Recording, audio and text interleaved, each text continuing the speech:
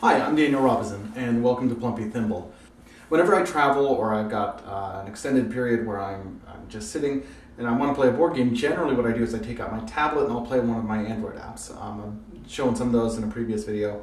But the point is, board games are generally not very portable, and there are exceptions to the rule. In particular, card games, or especially trick-taking card games, I would say are probably some of the hardest to take traveling. I mean, everybody's got a hand of cards, and you're having to keep track of, which cards are in the middle, which cards are the trump cards, which ones to lay down. It's, as far as the genre goes, trick-taking games are not very conducive to travel. Now, Pencil First Games, again, was kind enough to give me a copy of a game that seeks to take the trick-taking genre and make it portable. And they do this with Heroes and Tricks. Now, Heroes and Tricks is interesting because it comes with this really nifty little box. It comes in a cardboard deck box that's, as generic as the fantasy theme is nowadays. It really looks pretty cool. You've got it looks like a treasure chest is kind of what it is. It's a magnetic, it's got a magnetic clasp, nice little deck box, and the really interesting thing is this slot here, and I'll kind of go over that in a second. A lot of times I'm going to, demonstrate the game on a table so you can see it nice and flat. I'm not going to do it with this one because Pencil First's sort of objective with this, and the designer's objective with this, was to make it a portable trick-taking game, one that you play all inside of the box, which is it's a really interesting concept. And if nothing else, I give them props for trying something new, and that's something that's really cool and that you really want to see in a game that, really in any game, you want to see innovative mechanics and just interesting ideas put out there. And that's, at the very least, what this game does. Now, unlike a standard deck of cards, which has 4 suits and 2 different colors, this game comes with a deck that has 8 suits and 4 different colors. So right off the bat, it's a little bit more complex than your standard trick-taking game. That being said, the idea is that this is a simple game to learn. And I think they succeeded with that, even though there's more to it. Basically, the gist of it is, and you can kind of see in here, there's a little divider. There's a couple little dividers, so you can keep or discard right in the middle, which is cool if you are traveling, playing this in a car or at a convention or something. It takes up less space.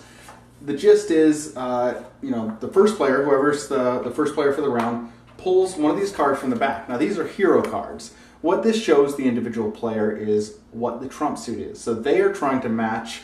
You'll notice that this is an orange color, and the symbol on it is this little D20. And that's, kind of, iffy part of the theme is that all the suits are game components, which, that it works. It's functional. It's not something I think goes super well with the theme, but at the very least, the artwork is kind of cool. You got the goblin with the dice and stuff.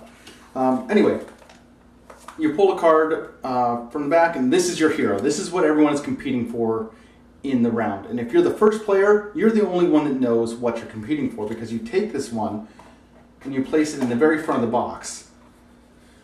What that does is it covers up the entire card except for one little corner there, and that little corner shows the color and the suit. I then take, from my hand of cards, a card that I think will match best. Now, I know that it's orange and it's got the dice, so the person that will win that trick at the end of the round is the person that has the highest number in the same color and the same suit. So the cards are 1 through 8. So the best card that I could play is, if I had the 8 of orange dice in my hand, I'd take it and I would place it right in front, like that. Suddenly it becomes a game of telephone, because I place this here, close it up, hand the box to the next player, they open it up, they do not see the hero. What they see is the card that I played. Now, it may very well be that I don't have the 8. And the winning order is, the best thing you can have is the same color and the correct suit and the highest number. If you don't have that, if nobody has a matching color, suit, and highest number, it goes to color and then highest number. And if no one has that, it just goes suit to highest number. And if no one matches any of those, it's just whoever has the highest number wins the round. Take, for example, let's say I don't have the correct color. I may have dice, but it's green. So this is what I've got. I take this, I put it there, and all of a sudden what the next person sees is that I have played a dice, but I played green. And that's the only information that they've got, and they're going off of that. They have to figure out if I am bluffing, if I just didn't have anything, and they play a card knowing that the goal is to have the highest number in the correct color and suit. They can guess that maybe I'm playing the correct color, they can guess that maybe I'm playing the correct suit, and they can just try to play a higher card, or they can play one of their gear cards. Everybody gets 3 gear cards at the start of the game, and this is a way to sort of mitigate some of the luck. For instance, if I were to play this one, if I were to play the Spiked Gauntlet behind the card that I played there, it would be a +1 value to one card that I select and a -1 value to a player that I select.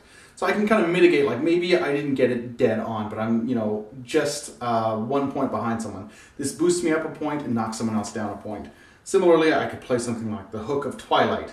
And what this does is I can remove a card from the trick, because after the round we lay them all out and match up whoever's card is the closest to the hero's criteria wins the game. This lets me yank one of those cards out and replace it with a card from my hand, including mine. So maybe I play a really low card, play this, and I realize, oh, I can win this, and I can take my card out and put it in. The neat thing with the gear cards is that they mitigate some of the chaos in this game, and it really is a pretty chaotic game. So you've got this nifty little container. I mean, it holds everything, It is a game, it's unique in that you can play the entire game without even hardly having to use a table, because you can take each trick out and fan it out and see who the winner is. Yeah, the entire thing is encompassed in this single box. So let's go over pros and cons real quick. Pros, the game is compact. It accomplishes that goal in being an easy game that you can play on the go, that you can take anywhere. This is a game that you might take to conventions, play in the car. It really succeeds at that. Another pro is that it is easy to teach. It seemed at first to me sort of a little bit too complex for a trick-taking game, but that's not the case. Certainly there's more suits and more colors than a standard deck of cards, but everything flows really well. It's very self-explanatory once you get going. Another pro is the gear cards. Now you've got your deck of cards, but they throw in this whole deck of gear cards, and everybody gets 3 of them. That helps mitigate some of the randomness in this game. Which brings me to the cons. Now, one big con that people are not going to like about this in particular is the randomness in this game. It's an interesting mechanic, and it's things... I want to see things like this in more games where they're trying something new. This whole telephone aspect where you don't know, all you know is what the previous players played, and it's got this cool box, the kind of thing. I have never seen anything like that in another game. I want to see new things like that, and the fact that they did it in such a compact and simple method is really cool. That being said, I don't know if a trick-taking game is the best place to use a telephone mechanic. You get the 3 gear cards, but sometimes it's not always enough to fix that. Now, the back of the box, or this little dust cover here, it says skill, deduction, trickery, and a little luck. You could reverse that. It's luck, trickery, deduction, and a little skill.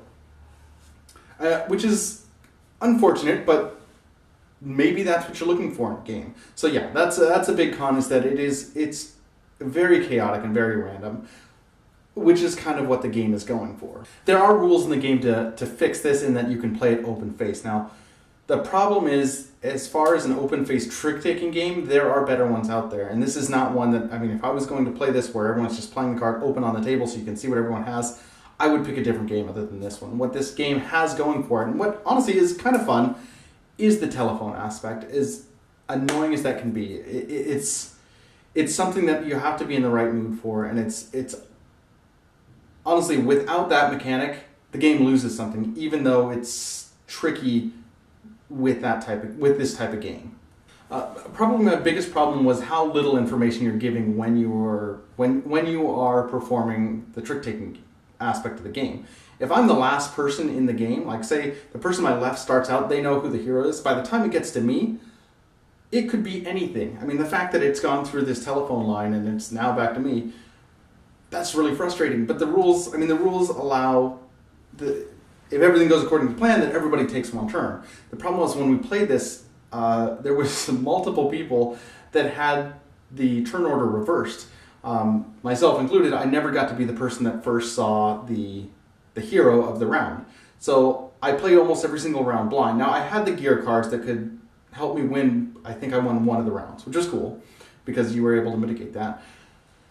But you're given so little information, and that to me is a little bit frustrating for this type of game. So for my verdict, Heroes and Tricks, it was okay. It was a game that I had fun playing, but it's not one that I'm going to pull out all the time because there are other trick-taking games that I enjoy more. I want to see studios do stuff like Pencil First Games where they are taking really unique ideas and they're taking a chance on it. This isn't that expensive of a game. It's got the travel aspect, so you can play it much easier than most other games when you're out on the road or at conventions or something. You can pull this out, play it in line, play it in the car. It's got that going for it, but it's not one I'm going to pull out at game night all that often. Thank you for watching. If you enjoyed this video, please like and subscribe. We'll see you next time. Thanks.